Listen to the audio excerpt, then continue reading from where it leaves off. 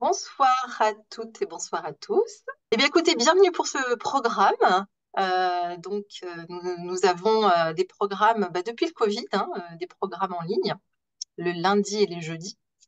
Euh, mais on a voilà, démarré un programme mensuel sur un thème un petit peu particulier qui est guérir le cœur, guérir l'âme.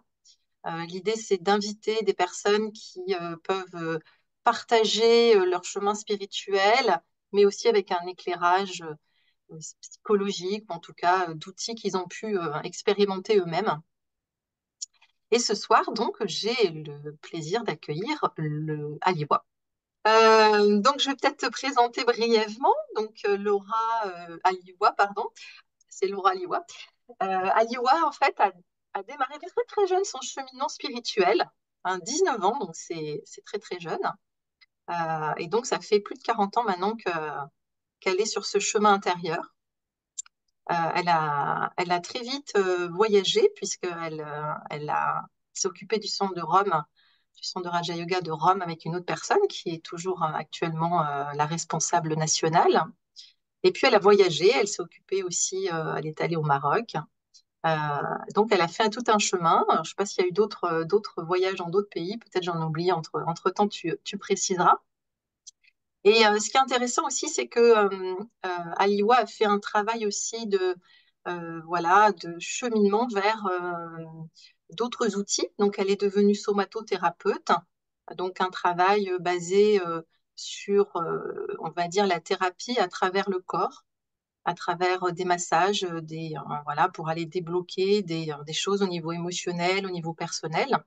Et puis, elle est également formée en astrologie, une astrologie avec une approche humaniste qui vraiment éclaire vraiment ce qu'il y a de plus, voilà, de plus beau dans la personne, en tout cas son potentiel. Elle pourra nous en parler. Et donc, ce soir, elle arrive avec à la fois tous ces outils, mais aussi voilà, tout ce chemin extrêmement riche. Et donc, je suis vraiment très contente de pouvoir ce soir t'interviewer, Aliwa. Euh, pour commencer, ça c'est un petit témoignage personnel qui est la question et qui est une qualité que je trouve extraordinaire chez toi et qui voilà peut-être pourra démarrer notre soirée. C'est que tout ce que tu as traversé, tu l'as traversé vraiment avec beaucoup de vérité, vraiment droite dans tes bottes. Je t'ai toujours vu vivre pleinement toutes les phases de ta vie. Tu as traversé beaucoup de choses, donc tu nous en parleras si tu souhaites. Et donc, je voulais savoir c'est quoi la clé pour garder cette capacité à, je dirais, à regarder à rester dans cette vérité, voilà, cette vérité en toi qui te permet de faire face et d'accueillir et d'accepter tout ce que tu traverses. Hmm. Merci beaucoup, chère Anne. Écoute, déjà, je te remercie de l'invitation et je salue chaque personne présente aujourd'hui et ceux qui organisent aussi. Anne n'est pas seulement quelqu'un que j'ai côtoyé, mais je pense que je peux dire que c'est aussi une amie avec laquelle j'ai eu l'occasion de beaucoup partager. Et j'apprécie ton approche profonde et en même temps très ludique, très légère. Donc, c'est une très belle alliance, je trouve. Alors la vérité, écoute, je ne sais pas si c'était calculé, je dirais que c'est un peu un éclairage qui m'a semblé, si je ne suis pas dans cette approche, j'ai l'impression de manquer d'oxygène, vraiment. Et donc, pour moi, c'est un besoin vital. Je ne supporte pas, notamment si on s'approche de la spiritualité ou de toute approche connectée aux valeurs de la vie, s'il n'y a pas cet ingrédient de se donner le droit d'être dans sa vérité, ça devient insupportable, je trouve, parce que c'est ce qu'on peut rencontrer de plus hypocrite, qui a aussi éloigné beaucoup de personnes des religions, par exemple. Euh, donc, je ne sais pas trop d'où ça vient, mais c'était comme ça et je te remercie de souligner que c'est ce que tu as repéré. En tout cas, j'ai rien fait pour, c'est juste assez naturel, je dois dire. Et c'est ce que j'apprécie chez les autres personnes aussi. Sinon, j'aime bien provoquer un peu quand je sens que c'est... pas vraiment, comment dire, qu'il y a d'autres choses derrière ce Ouais, que c'est pas qu'on sincère ou que c'est un peu joué. Enfin, voilà, c'est Oui, c'est ça. Je pense une des choses essentielles de la spiritualité, c'est justement qu'elle permette à chacun d'être qui il est et non pas le contraire, parce que sinon on se met dans des sortes de liens intérieurs qui deviennent des prisons et ça peut être terrible. Ça peut vraiment faire l'effet inverse de ce qu'on pourrait souhaiter. oui, donc oui, parce que ça pourrait venir d'une espèce un peu d'idéal, d'idéalisation peut-être de ce que devrait être la vie spirituelle ou de ce que devrait être notre vie en fait au final, hein. Donc c'est ça qui pourrait Oui, peut-être. et puis, en fait, je pense que c'est aussi très facile de mal comprendre finalement. C'est d'où l'importance de réfléchir et de réinterpréter tous les concepts qu'on peut étudier sur notre cheminement, parce que sinon, on arrive avec un bagage qui fait qu'on peut vraiment déformer les choses aussi bien par rapport à notre compréhension que par rapport à ce qu'on transmet et Mhm, comment on met en pratique tout ça. Donc, ça peut être vraiment très encombrant et c'est tellement important de se donner cet espace pour revisiter les concepts, en parler et au final voir comment ça nous fait nous sentir finalement. mhm. Alors, est-ce que tu voudrais un peu nous partager finalement les étapes de ton chemin? Parce que justement, comme tu as démarré très jeune, finalement, donc la spiritualité t'a construite, mais à un moment donné, tu as ressenti le besoin de, de passer par cette formation de somatothérapeute, par exemple. Euh, Qu'est-ce que ça Mhm. t'a appris, ce passage notamment? Alors, la somatothérapie, c'était quelque chose de très utile parce que justement, comme tu l'as indiqué, j'avais consacré beaucoup de temps dans ma vie, dans mon parcours de vie, à la spiritualité, ce qui a été, ça m'a sauvée, je pense, hein, parce que comme beaucoup de monde à l'heure actuelle, je suis arrivée assez cabossée et avec une histoire qui faisait que j'aurais pu faire pas mal de dégâts en moi, autour de moi. Donc, le fait d'avoir été récupéré par la vie à un âge aussi jeune, finalement, m'a vraiment donné ce socle, comme tu l'as indiqué.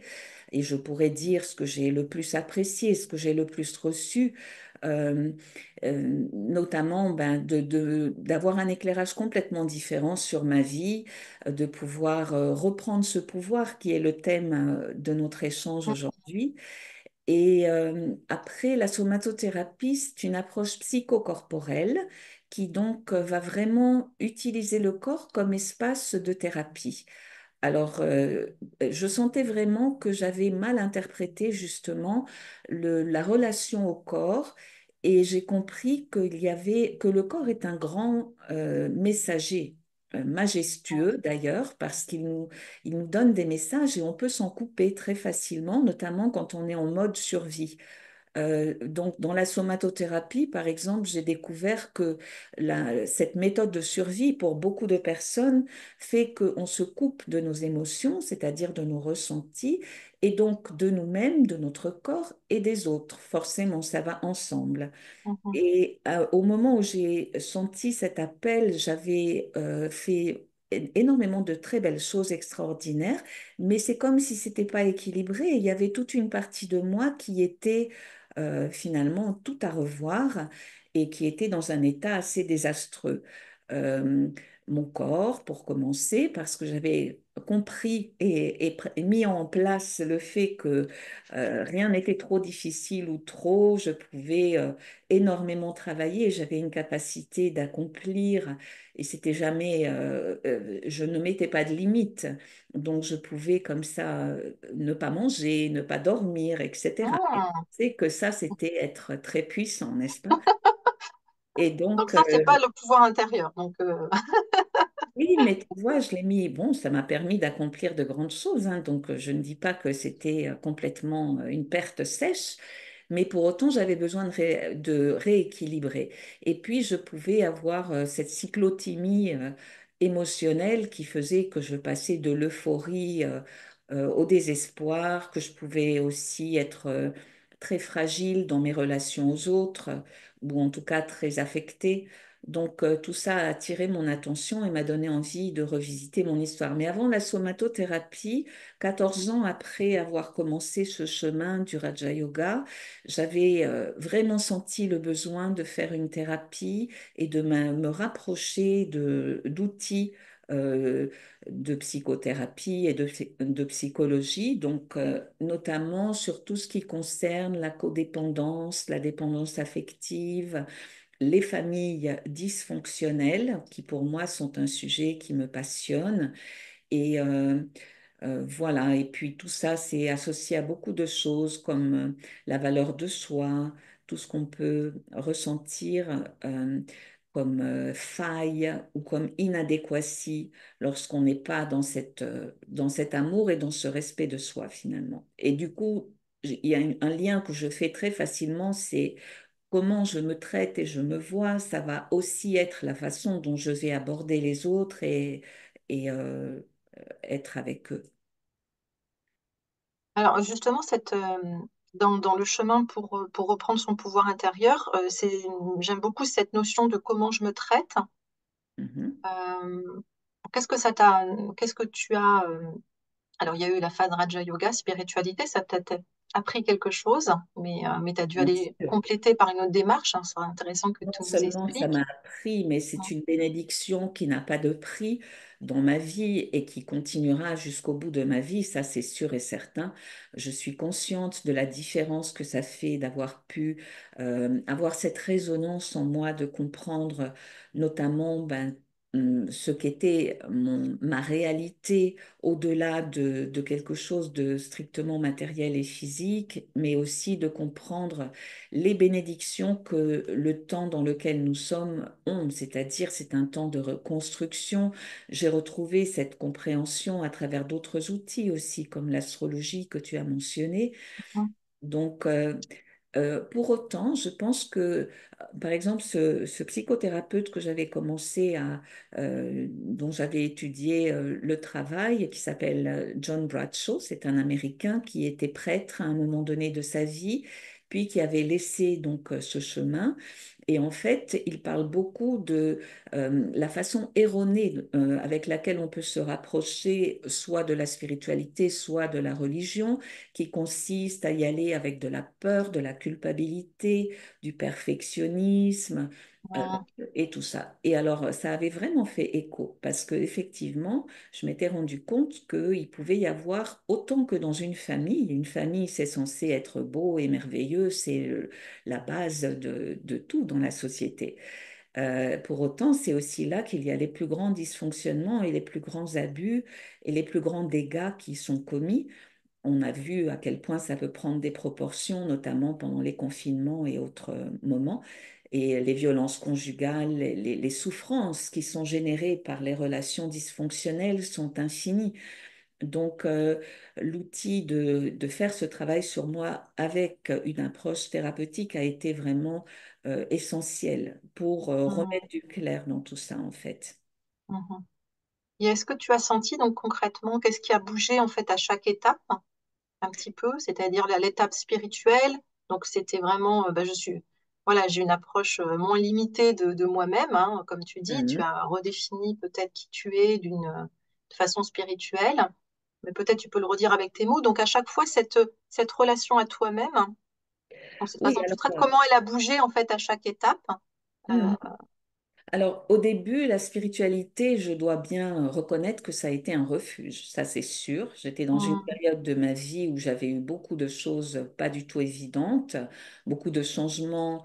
J'ai aussi été confrontée à énormément de violences, par exemple. Et donc, pour moi, c'était une bulle qui m'a permis de me reconstruire dans un environnement relativement bienveillant.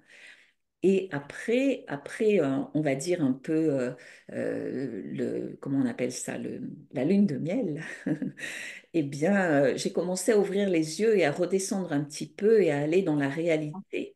Parce que peut-être que c'est aussi un écueil qu'on peut rencontrer quand on choisit un chemin spirituel, c'est que ça reste un refuge et que hum, ça ne permette pas de développer cette même capacité de regarder la réalité, de pouvoir résoudre les choses pratiques de la vie, développer sa logique, son intelligence, Par exemple, on ne peut pas voir que ce qui est beau parce qu'il y a tellement d'autres choses et sinon on va se faire avoir, mais grave. Donc, développer son intelligence, c'est très important, c'est certainement même vital. Savoir gérer l'argent, savoir gérer les relations, savoir gérer son parcours professionnel, toutes ces choses qui sont venues dans un deuxième temps, puisque dans un premier temps, je me suis d'abord reconstruite, je me suis sentie protégée dans ce cocon qui était très doux. Et après, j'ai aussi trouvé que c'est pas parce que les gens disaient qu'ils étaient spirituels, qu'ils étaient magnifiques, sans défaut, etc. Moi y compris, bien sûr. Et donc, ça m'a beaucoup intéressée d'apprendre à gérer les relations sans être dupe ni aveugle, en fait. Et sans être non plus dans, par exemple, les bouleversements ou bien dans le fait de me couper des autres. Parce que je dis toujours que c'est exactement pareil, sauf que les gens sont informés, mais on a affaire à des personnes qui sont comme n'importe quel autre qu'on rencontrerait. Et soi-même, c'est pas parce qu'on a reçu des informations et aussi des guidances pour pouvoir mettre en pratique de très belles choses en soi qu'on n'a pas tout le reste à gérer. Donc, se réveiller à cette réalité a été très important, notamment pour développer mon intelligence relationnelle, émotionnelle, et apprendre comment rencontrer l'autre, justement. Très bien. Bah alors du coup, sur ce thème de reprendre son pouvoir, euh, comment tu pourrais définir cette notion de pouvoir, en fait, déjà? Comment tu pourrais? Parce que c'est un mot qui n'est pas toujours, Bien sûr. on va dire, bien compris. Et comment tu le définis, puisque finalement, c'est toi qui as choisi ce titre. Mhm. Et on était parti sur un autre titre, pour tout vous dire, mais voilà, donc c'est un très beau titre. Comment tu pourrais définir cette notion de pouvoir, en fait? Pourquoi c'est si important? Alors déjà, je trouve que ce qui est fascinant dans le monde, c'est qu'on oscille entre le fait d'être dans son pouvoir, justement, ou sinon d'avoir besoin d'avoir le pouvoir sur les autres, ou bien permettre à d'autres d'avoir le pouvoir sur nous. Et cette dynamique-là me passionne parce que je trouve qu'il y a énormément de travail et de vigilance à avoir pour justement sortir de ces deux autres façons d'être quand on n'est pas dans son pouvoir.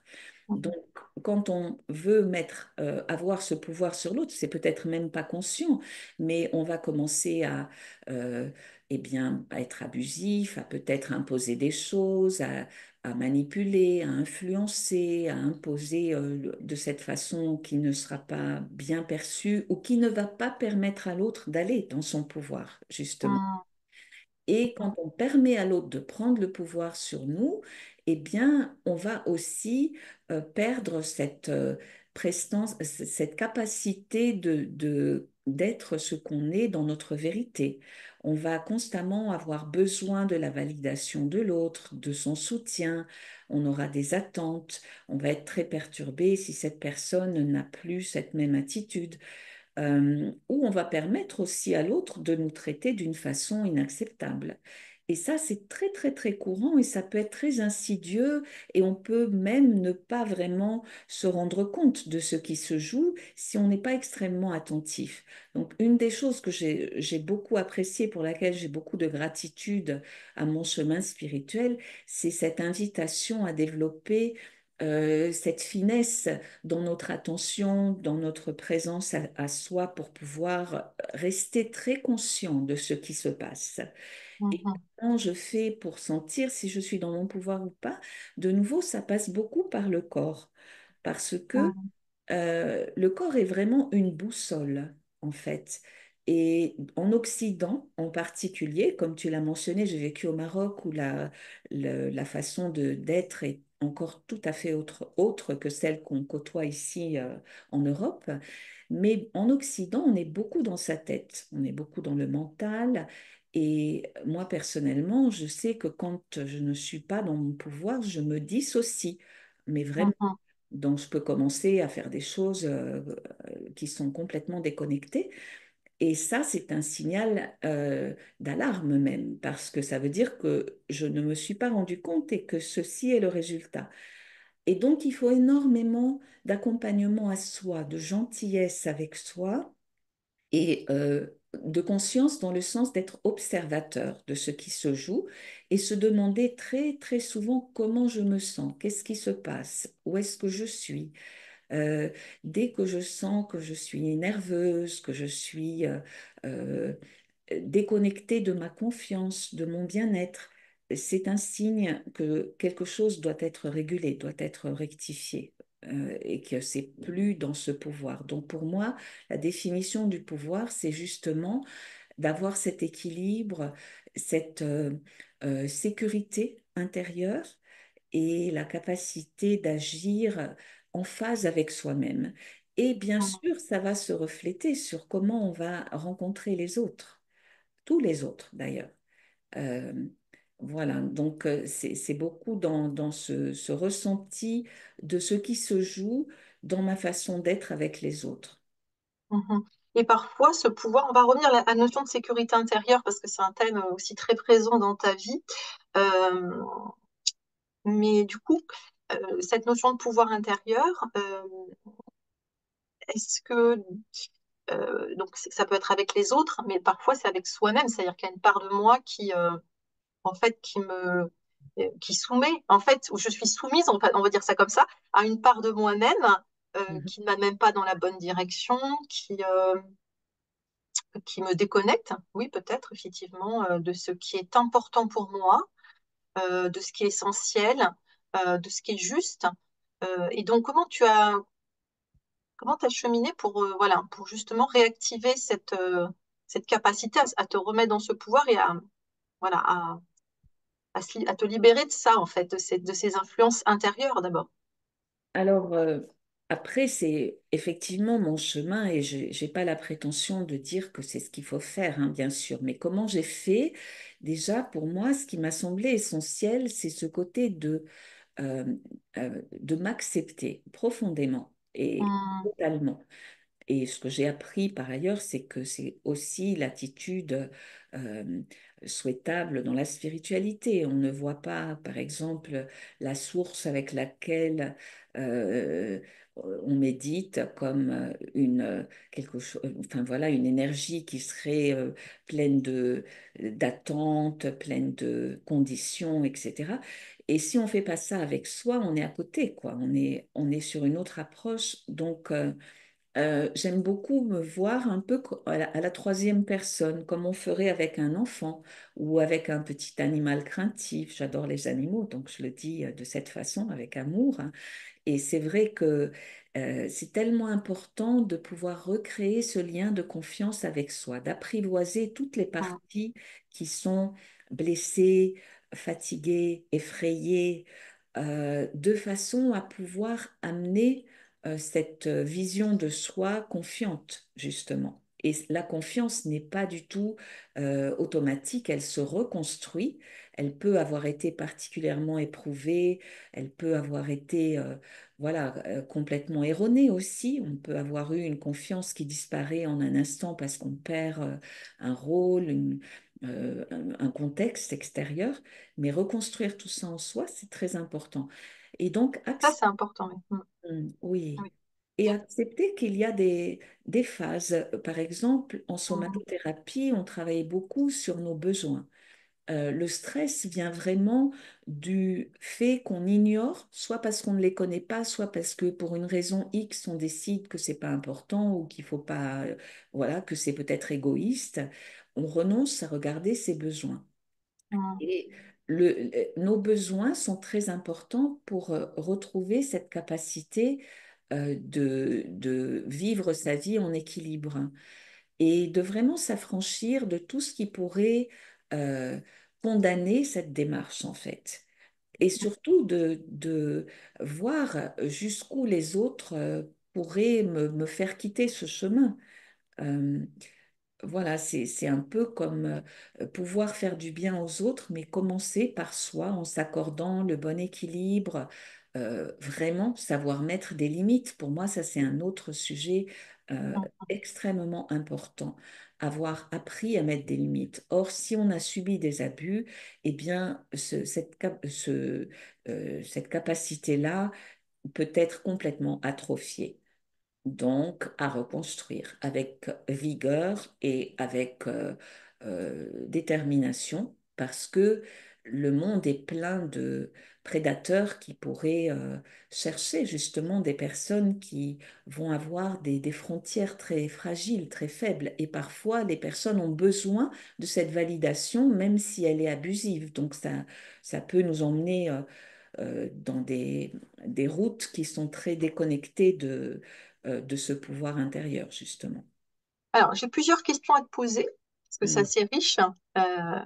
Donc, je commence par la dernière. Mais il y a trois notions sur lesquelles j'aimerais qu'on revienne. C'est reconstruire la capacité à poser des limites, qui est un premier thème. La deuxième, c'est reconnaître ses besoins, parce que parfois, c'est pas toujours facile mm, de savoir de quoi on a besoin. Donc, comment on fait? Parce que des fois, on est un peu perdu. On se dit, mais il y a quelque chose qui ne va pas, mais je sais pas, j'arrive pas à comprendre mon besoin. Et la troisième, c'est vraiment la notion d'acceptation. C'est un petit peu, en fait, en écho avec ce que je disais te concernant, c'est cette capacité à vraiment à s'asseoir dans ma vérité. J'accepte pleinement qui je suis. C'est totalement connecté à l'acceptation de soi. Donc, je ne sais pas par quel bout tu veux le prendre.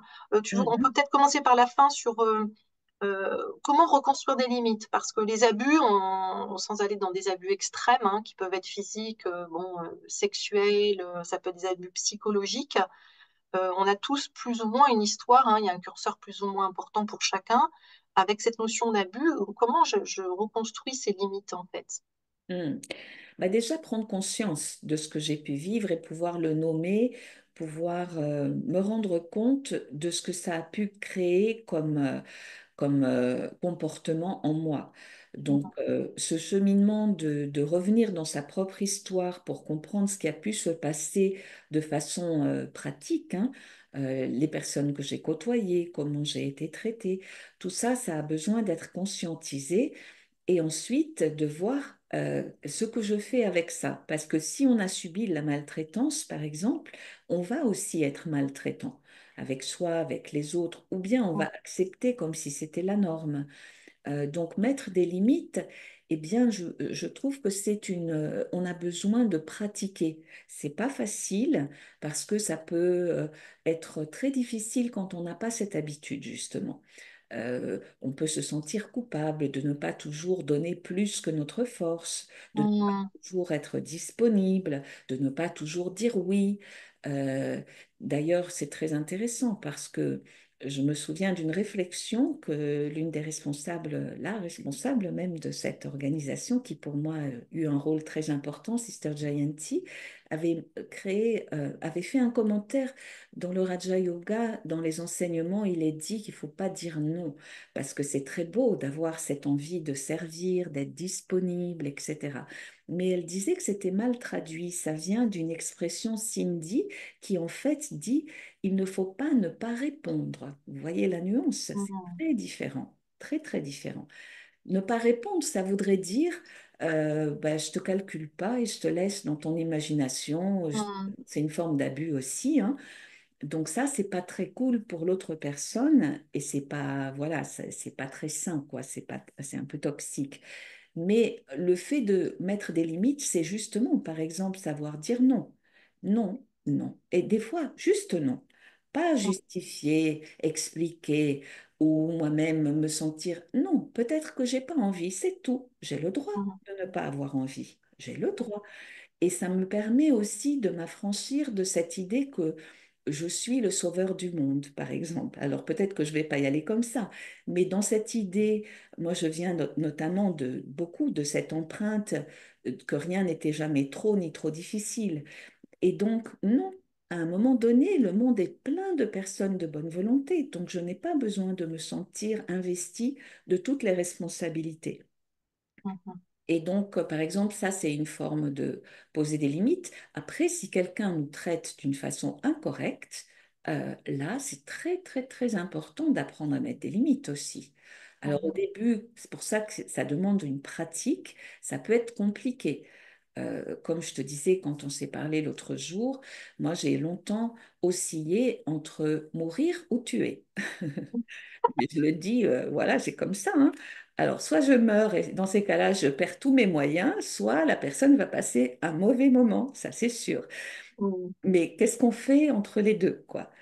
Alors, mm, l'idée, c'est de ne pas sortir avec une frustration immense parce que dès qu'on perd notre pouvoir, mais on prend des risques avec notre santé mentale et physique parce que mm, le fait que tout est psychosomatique, c'est une réalité. Tout s'inscrit dans nos cellules, dans notre corps, dans nos tissus. Et donc, c'est vraiment notre responsabilité. Je ne peux pas permettre à l'autre de mal me traiter. Et mm. si l'autre me traite mal, comment ça se fait que je l'ai autorisé? Qu'est-ce qu'il a autorisé? Bah, c'est peut-être justement cette partie de moi aussi qui fait que j'ai une partie de moi qui n'arrive pas Hum, qui m'abuse moi-même. C'est-à-dire que, en hum, fait, dans le fait de poser des limites, c'est un peu lié aussi à pas reconnaître ses besoins. C'est que hum. j'ai une partie de moi, j'arrive pas, qui est plus forte et qui me pousse à faire des choses, comme tu disais, au-delà de mes limites, ou par culpabilité, ou par envie de plaire aux autres, ou Par voilà. Et que arrogance. c'est un vrai sujet de me rééduquer à changer de cette relation à moi-même Oui. et de ne pas être soumis à cette partie de moi qui est toujours, voilà, qui est abusive en fait, justement. Hum, Donc, hum, et ça, c'est, hum. enfin, voilà, je sais pas comment tu. C'est de la pratique, tu vois, Mm, c'est comme ouais, tout. Avec la pratique, ça va devenir de plus en plus naturel. Je me souviens que mon papa, qui aimait beaucoup les animaux, euh, euh, m'apprenait, j'avais une petite chienne à l'époque qui était très craintive, et il l'apprenait à avoir confiance en elle pour qu'elle se défende et qu'elle laisse pas les autres chiens mm, mal la traiter. Et en fait, c'est un peu comme ça, c'est-à-dire qu'au début, quand on va répondre à quelqu'un qui s'est pas bien comporté, peut-être que la personne va devenir très arrogante parce que les gens qui abusent n'aiment pas qu'on change de comportement et qu'on mm, n'accepte plus. Ils n'aiment pas du tout d'ailleurs. Donc, cette pratique, même si au début on est un peu maladroit ou on n'est pas très sûr de nous, mais avec le temps, euh, en fait, à chaque fois, et Dieu sait si ça arrive constamment, parce que le monde est plein de ces énergies, de ces dynamiques de prendre le pouvoir ou laisser l'autre prendre le pouvoir, eh bien, euh, j'adore rencontrer ce genre de situation parce que c'est un terrain de pratique. Et grâce à cela, on peut développer de mieux en mieux notre capacité à être avec l'autre d'une façon qui soit juste et qui ne permette pas ce déséquilibre et mm. voilà, cette dynamique-là. Alors, j'aimerais aussi que voilà, tu reviennes sur cette notion de l'acceptation en fait de soi, parce que pour moi, c'est un des éléments importants dans le fait de reprendre son pouvoir. Euh, Hmm. comment, comment on travaille cette acceptation soi-même? Ou vraiment, Ben, même déjà, si. avec une certaine humilité, de savoir que personne ne fait aucune erreur, personne, comment dire, et Dieu merci, parce que ça serait un monde d'arrogants, quoi. Donc, le fait d'accepter notre chemin en comprenant que la vie nous forme pour ce qu'on va être de mieux.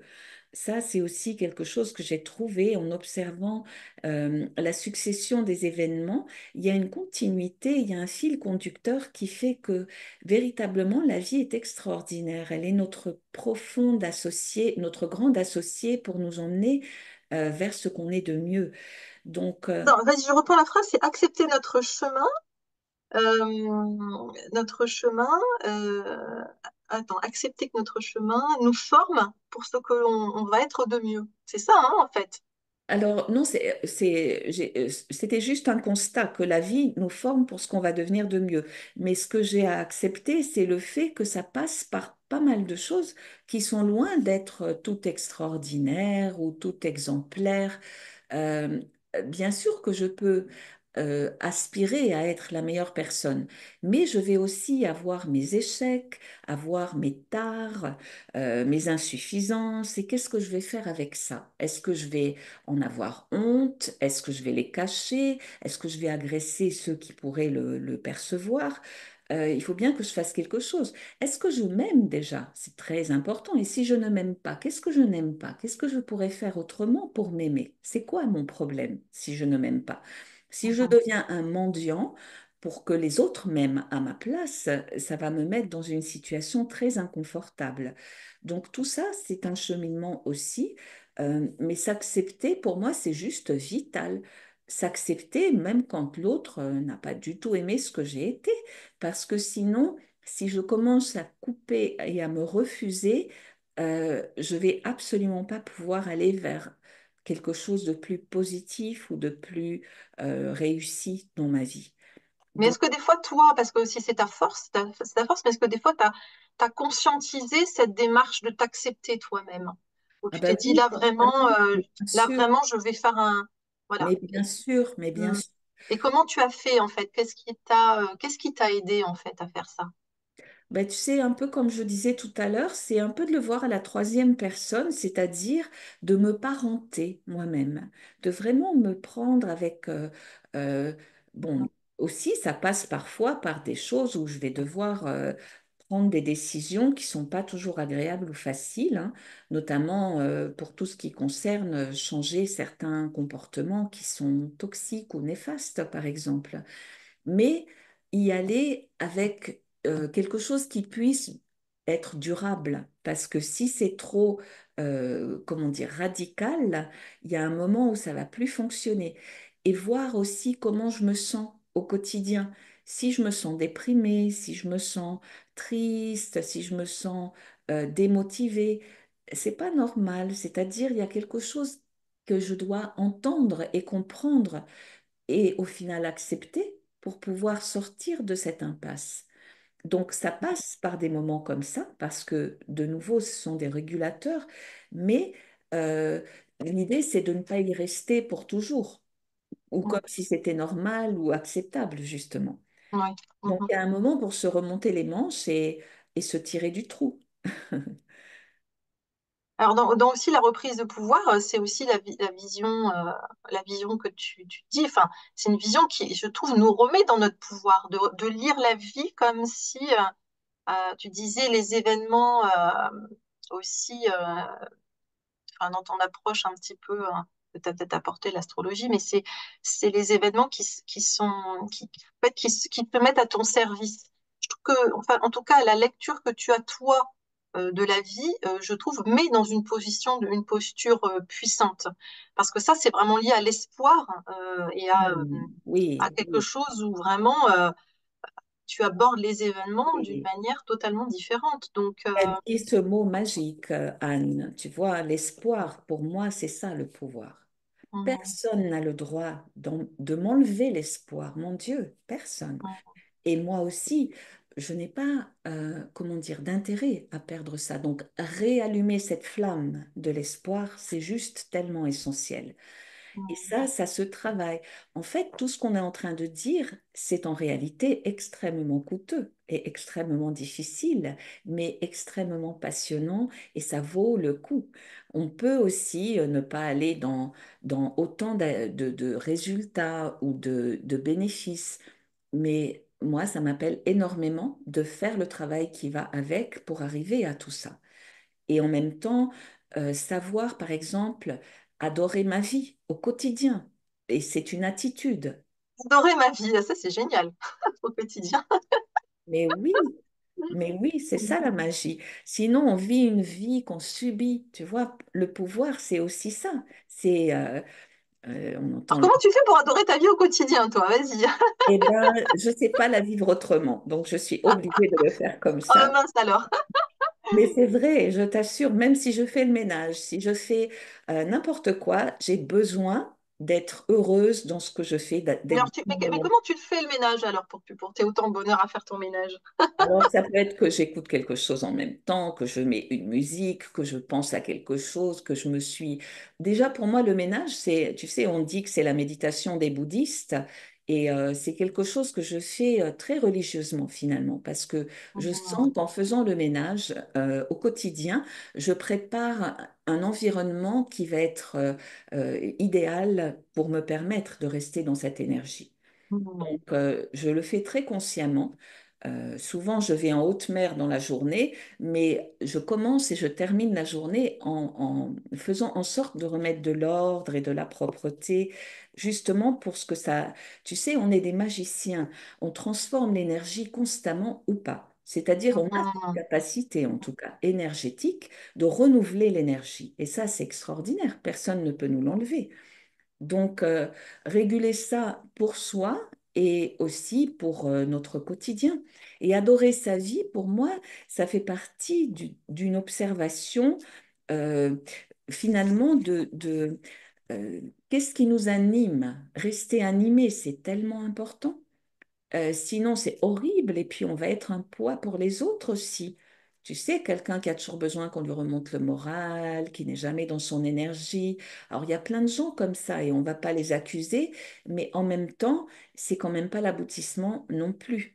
Et je ne peux pas penser que quelqu'un d'autre ou des événements vont faire que j'irai mieux. C'est pas comme ça que les choses marchent. La nature n'est pas ainsi faite. Parce que, pourquoi elle n'est pas ainsi faite? Parce que ça nous priverait de notre pouvoir, tout simplement. Ça. Mhm. Et du coup, ça me fait revenir, parce que je voudrais qu'on ait un petit temps pour les questions, mais il y a quelque chose qui est intéressant. Alors, juste, je me suis dit, est-ce que tu as des petits rituels quotidiens qui font J'en ai aussi que... plein. Ah, ça m'intéresse. Alors, quand je dis j'en ai plein, j'en ai pas autant plein, mais disons que je suis très rituelle, oui. C'est-à-dire que j'aime beaucoup, là je pourrais presque tourner tu vois, ma caméra pour que vous voyez, mais j'ai souvent des bougies, par exemple, parce que pour moi, la bougie, ben, je sais pas, j'aime avoir la présence d'une bougie dès que je fais quelque chose d'un peu important ou spécial, ou dès que je passe un moment où, par exemple, avec chaque nouvelle lune, chaque pleine lune, et je fais aussi, je pose des intentions. C'est extrêmement important de poser des intentions et de pouvoir les réviser. Donc, je fais ça chaque nouvelle lune, par exemple, parce que c'est une énergie de commencer quelque chose de nouveau. Et puis, je m'assure aussi de passer je regarde la roue de l'équilibre pour voir si ma vie est suffisamment équilibrée. Est-ce que, par exemple, je ne fais que travailler ou qu'avoir des loisirs? Est-ce que mes relations ne sont pas négligées? Etc. C'est-à-dire, il y a 8 secteurs de vie comme ça qu'on peut aller regarder. Et Ah c'est bon? 8, hein, bah, je les ouais, connais pas, mais ça m'intéresse. oui, c'est comme une roue, tu vois, qui nous parle de relation à soi, relation aux autres, le Mhm. professionnel, le physique, les loisirs, la spiritualité. Voilà, c'est tout ça. Les finances, ne les oublions pas. Donc, tout ce qui a besoin de mon attention. Et c'est Mhm. important de régulièrement s'assurer qu'on n'est pas le nez dans le guidon dans un seul domaine, par exemple. Donc, l'équilibre aussi, pour moi, est très important. C'est Combien... une clé de pouvoir. C'est une clé très Oui, importante de pouvoir, d'ailleurs, en fait. oui, oui, Mhm. exactement. Combien je reste en silence, combien je Mhm. communique, combien je reste seule, combien je côtoie les autres, par exemple. Donc tout ça, c'est une question d'équilibre. Combien je vais Mhm. expliquer ou au contraire me taire? Tu vois ce Et genre. oui, c'est peut-être pour ça aussi que parfois juste le bonheur, je dirais, disparaît parce qu'on perd cet équilibre dans un domaine ou un autre. Et peut-être que voilà, c'est une bonne porte d'entrée pour aller vérifier, pour aller diagnostiquer quand ça va pas bien Hmm, et que j'ai plus le sentiment d'être dans mon pouvoir aussi. Cette roue des c'est pouvoirs, ça. des 8 secteurs, elle est très intéressante. Alors, avant de donner la parole à ceux qui ont des questions, je voulais juste finir par, je sais que tu es quelqu'un, tu as beaucoup travaillé la sécurité intérieure, qui est pour moi aussi, je dirais, une clé dans ton parcours à l'IWA et qui est très connectée au pouvoir intérieur, finalement, la sécurité intérieure. Je pose la question parce que je sais que tu as traversé des moments sans sécurité extérieure, où il y avait voilà, Non, pas de pas sécurité traversé matérielle en permanence. Donc, en permanence. C'est ton jeu. Et alors, ce que en tu me fait, disais, c'est que c'est juste, finalement, j'y peux rien, mais c'est comme ça. se mettre dans ce manque de sécurité, finalement, te force, ou c'est peut-être que voilà, tu fais exprès pour cultiver cette sécurité Mais intérieure. en Et- fait, je sais pas, c'est juste Mm, comme ça. Alors, j'ai un côté un peu aventurier, on va dire même beaucoup. dans le sens où j'ai un côté en moi qui adore les nouvelles expériences, qui adore aller là où d'autres ne sont pas encore allés. J'ai pris des décisions parfois comme ça, d'un seul coup, mais vraiment en quelques minutes, même de changer de pays. Quand je suis revenue en France en 2018, ça m'a pris comme ça. Après une conversation, j'ai senti mon énergie justement. Je savais que j'avais besoin de quelque chose qui allait rebooster parce que j'étais un peu en mode déclin. Et là, après cette conversation avec celle qui devint ma formatrice en somatothérapie, mon énergie a été montée comme un turbo et je me suis dit, j'y vais. Elle m'avait dit, demain, on commence une nouvelle formation, c'est dommage que vous soyez au Maroc. Je lui ai dit, mais je peux prendre l'avion et arriver. Et donc, oui, cette idée, alors j'ai été en Italie, c'est pareil, hein, j'avais 20 ans et je ne savais pas vers quoi j'allais, mais il y avait eu cette invitation, cette opportunité, plus qu'une invitation, c'était une opportunité. Et donc, l'idée, c'est que c'est jamais par la sécurité extérieure que je me suis laissée guider. Sinon, je n'aurais pas du tout eu la même vie. Mais c'est un peu la différence entre, on va dire, sans avoir de jugement ni sur l'un ni sur l'autre, hein, mais entre un fonctionnaire et un entrepreneur, par exemple. Mhm. Mhm. Si je ne veux pas prendre de risques, il ne faut pas que je devienne un entrepreneur parce que c'est une vie faite de risques en fait. Mhm. Et si j'ai besoin de toutes mes sécurités, eh bien effectivement, je dois prévoir dans ce sens. Après, Comment tu l'actives, cette sécurité intérieure, justement, avec toute alors, cette expérience ouais, que tu as? c'est pas tellement que je l'active, c'est que je suis forcée de l'activer parce que les choses sont telles que je n'ai pas ce filet, tu vois, pour me rattraper. Par exemple, quand je suis allée en Italie et au Maroc d'ailleurs, par la suite, eh bien, je n'avais pas d'assurance ou comment te dire, je n'avais pas de garantie extérieure. Mhm. Je n'avais Mhm. pas euh, quelque chose qui me sécurisait dans ce sens-là.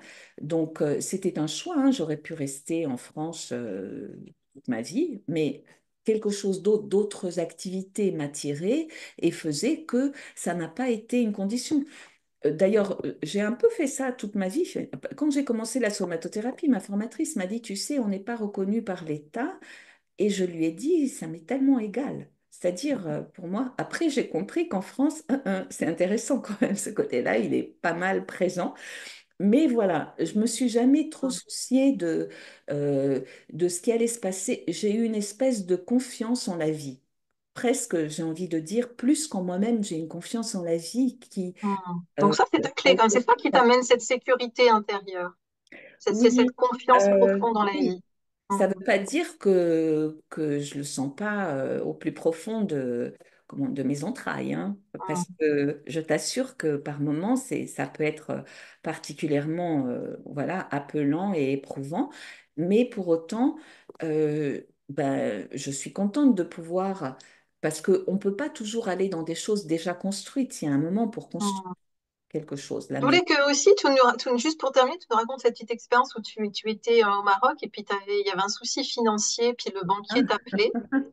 Non, mais je trouve ça intéressant parce qu'en termes de pouvoir intérieur, comment tu t'es repositionné et ça a totalement transformé la situation. Tu veux peut-être. Oui, alors ça, c'est une expérience qui, ce jour-là, se trouvait être avec un banquier, mais que j'ai vécu dans bien des situations, je dirais, ne pas sous-estimer le pouvoir de l'intention, mais aussi le pouvoir de notre posture intérieure. Et c'est vrai que cette fois-là, il y avait un souci financier un peu important et une Mm, échéance absolue, mais c'est pas le seul exemple que j'ai de ce type, j'en ai beaucoup en vérité. Mais il y a un moment ou plutôt que d'avoir peur ou de sombrer dans le désespoir ou d'avoir plein de pensées en boucle, et si, et si, et si, de créer tout ce qui pourrait arriver, il y a un moment pour être complètement avec soi. Mais tu sais, j'ai envie de dire, ça se décide pas, ça s'active tout seul. C'est un peu comme l'intelligence du corps, je crois qu'on dit. Un jour, j'étais en Inde et quelqu'un devait me mettre dans un taxi, mais m'avait laissé me débrouiller, et c'est moi qui avais arrêté un rickshaw. Et il y a un moment où le rickshaw est tourné dans une route sombre et j'ai senti, avant même de penser, avant même d'avoir une raison, j'ai sauté du rickshaw. Et mm, je sais que c'est mon intelligence du corps qui a agi avant même, tu sais, il y a quelque chose qui s'active comme ça. Donc, Mm. ben oui, ce banquier, effectivement, il croyait même que j'avais pas compris ce qu'il me disait. Sauf que, tu vois, ça, c'était aussi une question de pouvoir. Il était en train de vouloir me terrifier. C'est n'importe quoi, parce que les gens font ça souvent. Ils essaient de faire peur ou de... Il m'avait même dit, je crois que vous m'avez pas compris, mais j'avais si bien compris, mais ça s'est ajusté instantanément, en fait. Et je lui ai dit, j'ai très bien compris et je vais faire le nécessaire. Je savais absolument pas ce que j'allais faire et je sais toujours pas ce que j'ai fait, comme je te disais, je m'en rappelle plus. Mais en fait, les choses se sont réajustées. Et c'est un peu comme la maladie, tu vois. Et parfois, les gens, on leur dit des choses et voilà, il y a une résilience. Ce mot-là, il est très important aussi. La résilience, c'est vraiment ce qui aurait pu nous terrasser et nous faire vraiment mourir comme des moins que rien et qui va nous propulser comme un levier pour nous amener dans toute notre grandeur. Donc ça, c'est très puissant parce que on l'active ou on l'active pas. Mais Bah, écoute, ça, merci. ça C'est une existe. bonne. Moi, je continuerai bien, mais bon, l'heure avance et on avait dit qu'on prendrait au moins 5 minutes pour des questions.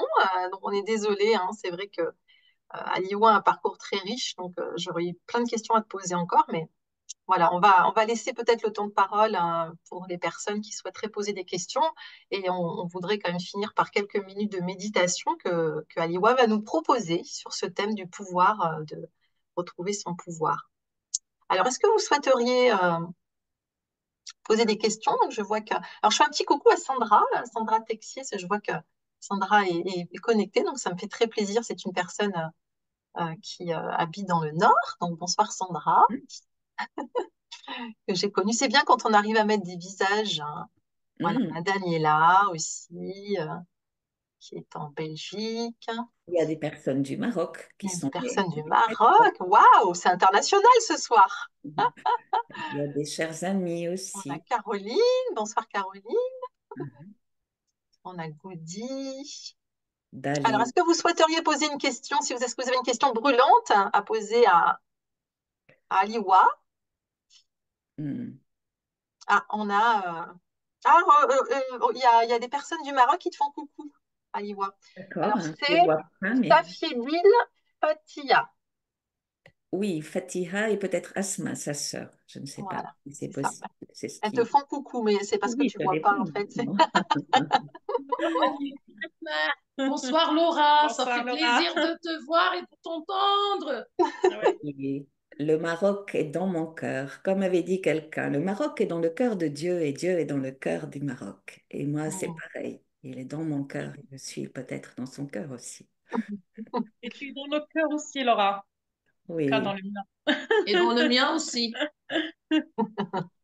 Oui, Ah, oui, donc, le Maroc est Sandra une nous a fait un terre petit... très résiliente qui m'a beaucoup appris dans tout ça, dans cet amour justement à déployer et dans la force qu'il faut pour ça. Mm. Bon, bah écoute, il n'y a pas de questions et en tout cas, on repart vraiment en fait inspiré par voilà, par tout ce que tu nous as partagé en fait. Moi, ce que je ressens, c'est Laura, moi vraiment... j'ai une question. Moi j'ai Ah, une si, il y a question. une question. Oui, oui, pardon. Alors, Ouais, on j'ai vous pas- écoute. bon, il vient de te sortir là. Pourquoi l'homme, dans une relation sentimentale, Ah, pourquoi émotionnelle, l'homme? Ah oui, pourquoi l'homme l'homme, a un pas pouvoir? l'homme Ah, avec un grand pouvoir. H, Mm, l'homme, ça veut dire mm.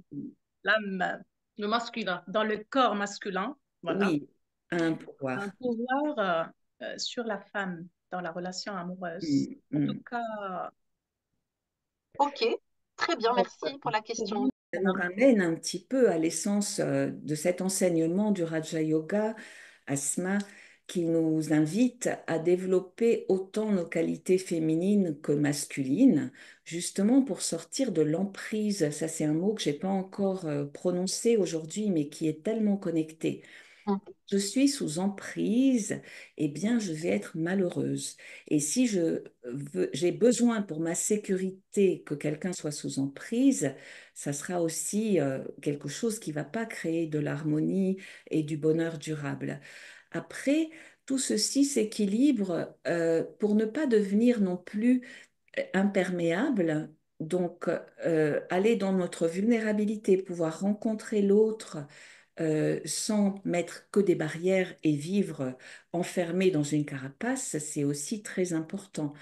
Mais dans mon expérience, euh, le seul chemin qui me semble viable pour ça, c'est de vraiment faire un travail intérieur pour après aller dans les relations, mais sans se mettre en danger, en fait. Et l'homme a plus de pouvoir, ben, peut-être parce que quand il est dans cette situation d'être un homme, souvent il a plus de confiance, plus de sécurité, plus c'est aussi la société qui projette ça, parfois dans certaines régions du monde encore plus. Donc même les familles, hein, on comprend souvent que dans les familles, les petits garçons ont des droits que leurs petites sœurs n'ont pas, etc. Donc tout ça, ça forge un caractère, évidemment.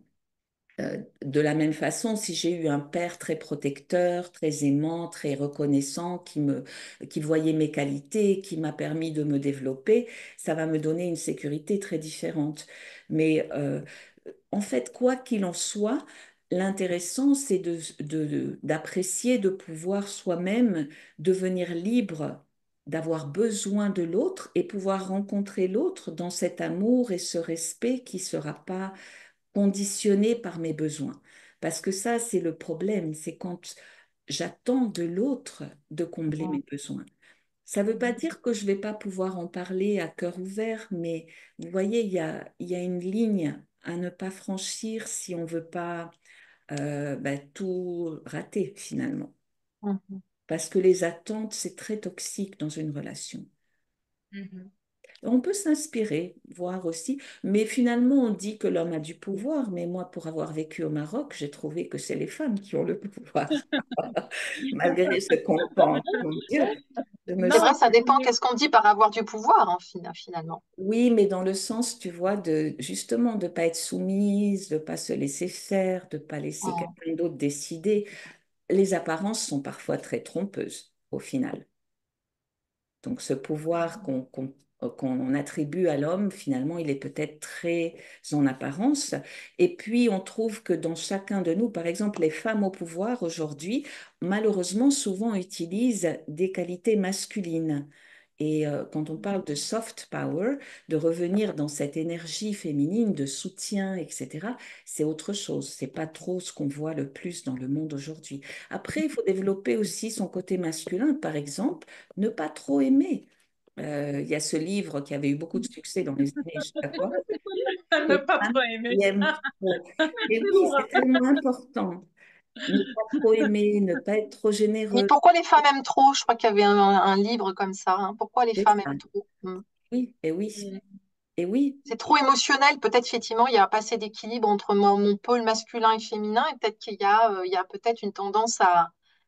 Oui, puis ne pas s'aimer suffisamment fait qu'on délègue ça à l'autre et là, on est mal, quoi. Parce que c'est pas Mhm. comme ça. C'est trop fragile, ça peut basculer pour mille raisons à tout moment. Et ça peut aussi être très inconfortable pour l'autre quand on vit constamment dans ce besoin. Comment dire, le rassurer, mais voilà, c'est pas vraiment un pouvoir durable et réel, quoi. Oui, donc Caroline dit, bah oui, il y a peut-être, alors je reprends, alors c'est enregistré, oui, Ouais, c'est ouais. enregistré, donc il y aura, c'est enregistré, on a une chaîne YouTube sur le site Raja Yoga, c'est les replays de toutes les interviews, donc c'est une réponse. Daniel nous dit, agir en phase avec soi-même, vous avez dit, est-ce que cela indique un lien entre son ressenti et sa parole, une sécurité émotionnelle intérieure?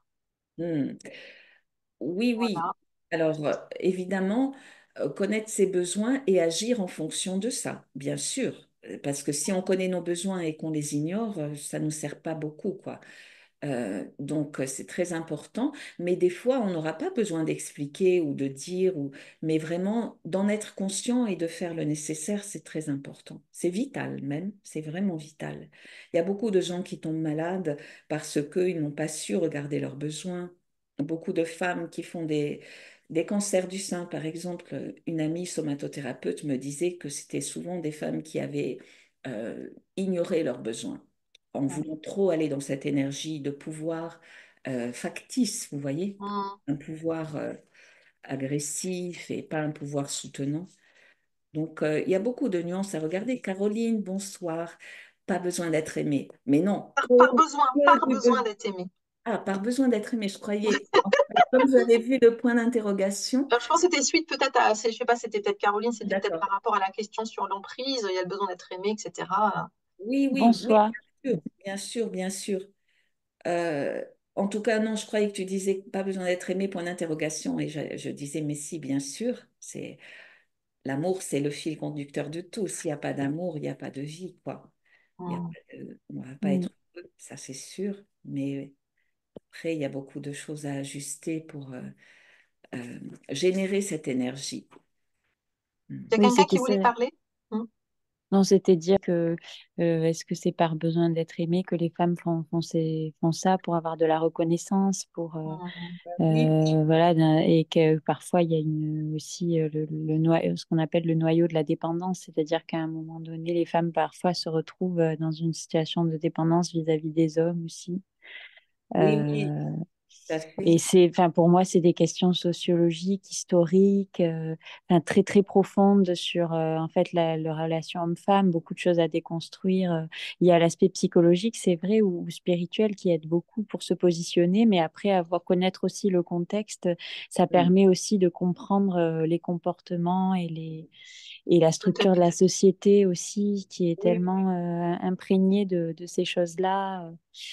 Enfin bon, c'est oui, un... oui. En même temps, euh, j'ai le droit de vouloir être soumise, par exemple. Hein, c'est pas interdit. C'est-à-dire, si j'ai envie de faire ça, mais qui suis-je pour moi imposer à l'autre qui doit pas être dans cette situation? Savoir que j'ai le choix et assumer les choix que je fais.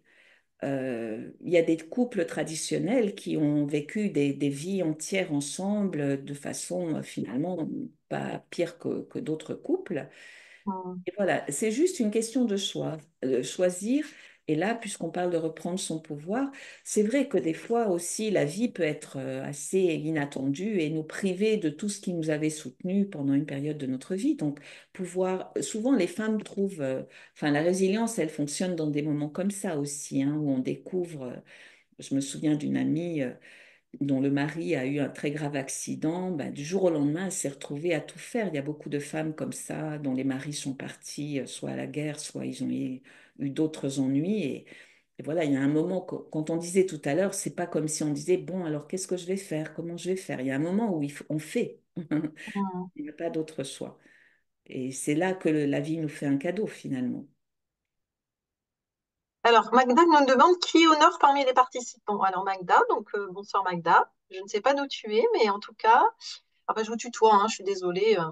Mais en fait, c'est Sandra Texier qui est dans le Pas-de-Calais, il me semble. Donc, je ne sais pas si elle est encore là d'ailleurs en ligne. Donc, Magda, tu es où? Ah, elle va nous écrire peut-être. Il y a une personne de Carcassonne qui est mon amie. Alors, sinon, on a une personne qui est près de Lille aussi. Elle n'est pas là ce soir, qui s'appelle Laetitia. J'ai vu Euh, Laetitia tout alors, à on l'heure. a vu une Laetitia. Je ne sais pas si c'est cette Laetitia-là. Mm. Il y a Euh, une personne de l'Italie qui est là Ah, aussi. vous pouvez me dire merci. Merci de l'Italie. Ah oui, Daniela. iPhone. Oh, oui, coucou. De Alban à tout le monde. OK. Et vous pouvez me dire qui est du. Alors, parmi les participants, qui est de Lille? Ben, peut-être, Anne, que tu pourrais recueillir Oui. Alors, Magda, j'ai vécu 12 ans à Lille, l'adresse. moi, mais je suis à Marseille maintenant. Mais ça serait bien. Oui. OK. Alors, écoute, est-ce que tu veux me laisser ton numéro, Magda, puis je reviendrai vers toi ou le mail et je t'enverrai ça si ça te va. En tout cas, ben, c'est bien, on est content, il y a vraiment beaucoup d'échanges. Je pensais juste aussi que des fois, la dépendance au masculin, c'est qu'on n'a pas développé aussi notre côté masculin en nous, ou alors qu'on l'a rejeté pour X raisons. Voilà, donc c'est vrai que comme disait Caroline, il y a aussi beaucoup d'aspects sociologiques on a intériorisé, hein. Mais c'est un vrai sujet, on pourrait refaire quelque chose sur le pouvoir intérieur de la femme, parce que des fois aussi, peut-être il faut... moi, je sais que j'ai beaucoup cheminé sur cette question. Et j'ai réalisé que j'ai vraiment revu ma notion de qu'est-ce qu'être quelqu'un de puissant. Et que j'ai découvert à quel point la femme est puissante. Et que c'est pas ce qu'on nous dit dans la société, parce on met toujours l'emphase sur le côté fragile, les femmes battues, les femmes ceci, les femmes qui ont passé ceci. On a toujours par le biais du manque, alors qu'en fait, elles sont tellement puissantes. Donc vraiment, ouais, redéfinir qu'est-ce que cette puissance, c'est vrai, hein, un vrai sujet, donc peut-être pour une prochaine fois. Alors, ce que je te propose, Aliwa, c'est de nous emmener eh bien, quelques minutes dans ce temps de reconnexion à notre pouvoir intérieur, si tu veux bien. Mhm. Ok. Donc, je vous invite à vous asseoir confortablement en ayant les pieds posés à terre et d'abord commencer par faire ce retour à soi. J'inspire profondément et j'observe ce moment. Je me reconnecte à mon être intérieur et je prends conscience qu'à chaque instant, je crée ma vie. À chaque instant, j'ai de nombreux choix. Je prends conscience de mon énergie intérieure. Lorsqu'il y a des tensions, je prends le temps de les écouter, de demander ce qu'elles me racontent, ce vers quoi elles attirent mon attention. Et j'apprends à aller si profondément en moi afin de pouvoir puiser dans la ressource infinie qui existe. J'ai assez de ressources pour faire face à absolument n'importe quelle situation. J'apprends à m'aimer, à m'apprécier, à être heureux, heureuse dans ma propre compagnie. Et en regardant les autres, j'apprends aussi à ne pas être perturbée, à les observer sans avoir besoin de réagir,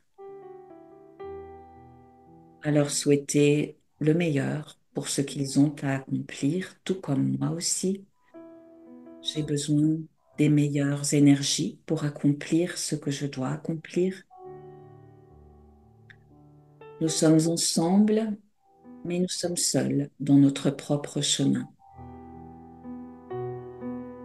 Et au-delà de cet univers d'humains, il y a cette énergie, cette source absolument bienveillante dont le monde entier se souvient, une énergie tellement et totalement emplie de bienveillance constamment et pour chacun.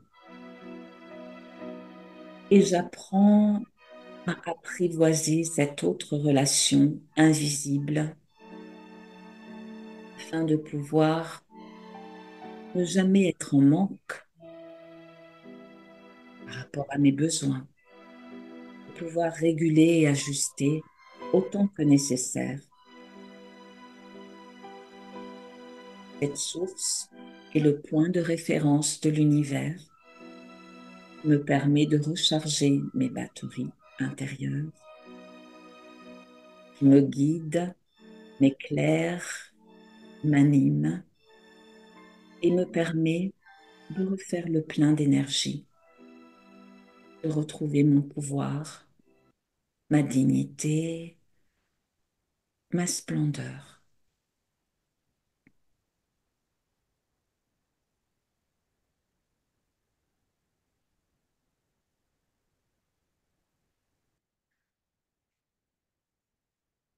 Ben, merci, chère Grand Anne. merci. Un grand merci du fond du cœur à toutes les personnes présentes. On était nombreux ce soir, on était jusqu'à 35, donc je vous remercie vraiment pour votre présence à l'Italie, au Maroc, au nord, au sud, bref. Et puis, on vous souhaite donc une bonne soirée. Et puis, on vous retrouve donc sur ce thème une fois par mois. Donc, il y aura peut-être une session avant Noël, mais Si c'est pas pour Noël, ça sera en tout cas avec grand plaisir en janvier. D'ici là, portez-vous bien. Bonne continuation à Liwa. Merci à vous deux. Merci Caroline. Et puis voilà, je prends note de la personne, donc Magda. En tout cas, merci du fond du cœur à Liwa pour ce partage qui m'a voilà, beaucoup inspiré et avec plaisir pour une prochaine. Avec plaisir. Bonne Merci tout le continuation. monde. À bientôt.